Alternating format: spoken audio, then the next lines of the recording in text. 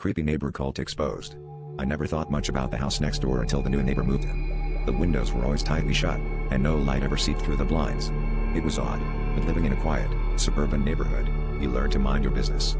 That was until I noticed that no one ever saw them during the day. At first, I shrugged it off, thinking maybe they worked night shifts. But soon, curiosity turned into an unsettling obsession.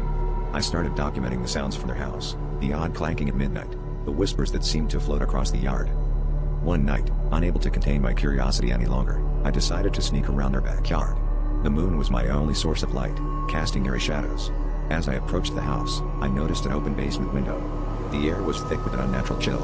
I could hear muffled voices but no signs of a TV or a radio. It felt like a gathering, yet there was no laughter, just low, rhythmic chanting that sent chills down my spine. The hairs on my neck stood up as I realized these weren't just peculiar habits, something far more sinister was at play. Determined to uncover the truth, I waited until the following night to confront my neighbor. As the clock struck midnight, I saw a figure emerge from the basement, cloaked in a dark, hooded robe. The figure moved toward the woods behind our houses, and against every instinct screaming for me to turn back, I followed. Each step into the forest felt like stepping further into another world. The trees whispered secrets I wasn't meant to hear, and the air grew colder, more oppressive. That's when I saw them, a circle of hooded figures, standing silently as if waiting for something or someone. The realization hit me like a freight train.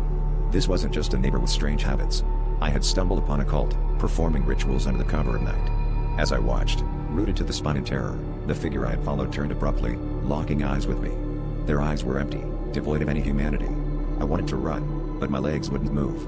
I was trapped, a witness to a darkness I never wished to see. The last thing I remember was their chant growing louder, pulling me into a void I couldn't escape.